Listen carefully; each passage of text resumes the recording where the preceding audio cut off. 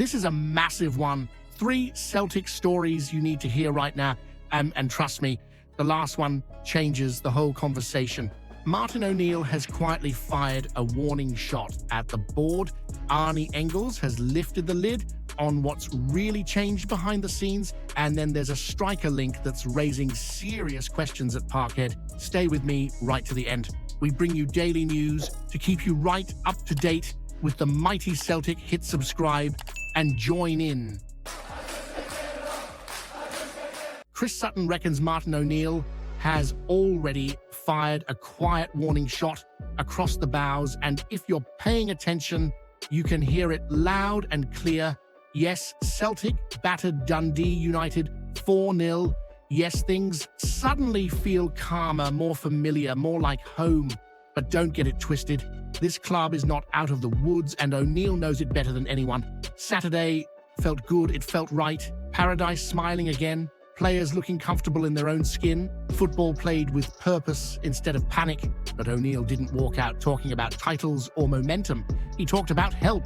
He talked about danger. And that, according to Sutton, was no accident. This wasn't a manager getting carried away by one result. This was a seasoned operator reminding the board that Dundee United is not the measuring stick. The games are coming thick and fast. The pressure is coming back. And without reinforcements, Celtic are flirting with trouble all over again. That's the message Sutton picked up on straight away. O'Neill knows how this movie ends if the squad isn't strengthened. He's seen it before. He's lived it. And he's not here to babysit a window full of hesitation and excuses. When he says they need help, he's not talking in riddles. He's spelling it out for the suits upstairs. Fix this now, or you're leaving a 73-year-old manager to fight fires with his bare hands. From a fan's point of view, it's infuriating. We're already deep into January, and there's more noise than action. Talk of recalling Stephen Welsh instead of properly strengthening at right centre-back tells its own story. It feels like patchwork again, like survival mode instead of ambition. And Celtic fans have seen where that road leads. You can feel the tension between the terraces and the boardroom bubbling away. Victories paper over cracks, but they don't seal them. O'Neill's presence buys time, not solutions. He's stabilized the ship, but he's also made it crystal clear that steering it without proper backing is asking for disaster. Sutton nailed it. Beating Dundee United doesn't mean everything's fine. It means the basics are back. The hard part now is proving the club has learned anything from the chaos of this season. Because if the board sit back, smile, and do nothing, they'll be wasting the one thing they've just regained: trust. So here's the uncomfortable question you need to answer honestly. Is Martin O'Neill quietly calling out the board because he knows they're about to let him down again? Or will they finally back him properly and prove they've been listening all along? Hit that subscribe button. Lads, let's jai it loldy till we hit 1,500 mad. Celtic Dafts. Arnie Engels didn't need to name names to make his point because the difference was written all over the pitch at Paradise. With Martin O'Neill back in the building, Celtic suddenly looked like a team that remembers who they are. The Belgian midfielder spoke with the calm confidence of someone who can finally see the picture clearly again. And that tells you everything about how heavy things had become before. Under brother Wilfried, belief drained away bit by bit. Now it's rushed straight back in, and you could feel it from the first tackle, the first pass, the first roar from the stands. Engels hit the nail on the head when he talked about simplicity. That's the word. Simple football, clear roles, no overthinking. No players looking over their shoulder, wondering if they're about to be stitched up by another grand experiment. O'Neill came in, stripped it all back, and reminded this squad what they're actually good at. Press hard, move the ball quick, hunt in packs, and trust your quality. It's not fashionable, it's not clever, but it wins football matches in Scotland, and it always has. You saw it in Engels' own performance. He looked free again, confident, sharp. His finish to make it 2-0 was calm and ruthless, the kind of goal you score when your head is clear. Around him, Yang sets the tone. Negron adds daylight, Dyson finishes the job, and suddenly Dundee United are chasing shadows. They never got a foothold. Every time they touched the ball, Celtic were straight back on them, squeezing the life out of the game. That's not just tactics, that's mindset. What Engels really revealed is how much clarity matters to players. He spoke about knowing the system, knowing what the manager wants and trusting it. That's not a dig, but it's close enough.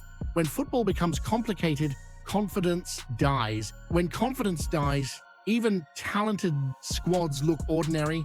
Under O'Neill, the message is clear and familiar, and the squad has responded instantly. Passing becomes sharper, movement becomes natural, and suddenly the opposition can't even get organized, never mind compete. This wasn't just about one 4-0 win. It was about getting Celtic back on the rails, as Engels put it. There's still work to do. The title race is still alive, and consistency is everything from here on in. But the belief is back, the basics are back, and the squad knows exactly what's expected. And when that happens, especially with the lot across the city watching nervously, Celtic become a very different proposition. So here's the real question for you. Does Engels' honesty confirm that the players were lost under Nancy, or is this proof that Celtic football only works when it's kept brutally simple under a manager who understands the club inside out? Hit that subscribe button, lads. Let's guy it laldy till we hit 1,500 mad Celtic dafts.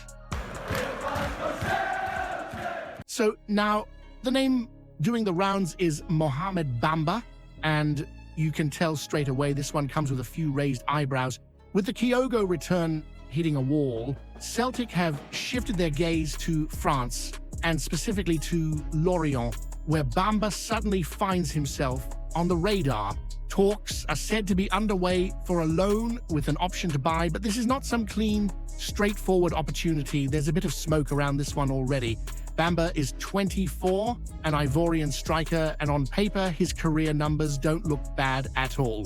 53 goals across 169 games tells you he knows where the net is, and he's chipped in with assists too. He's not just a static number 9 either. He's played through the middle and out wide, which fits the sort of flexibility O'Neill likes when he's trying to stretch defenses and keep opponents guessing.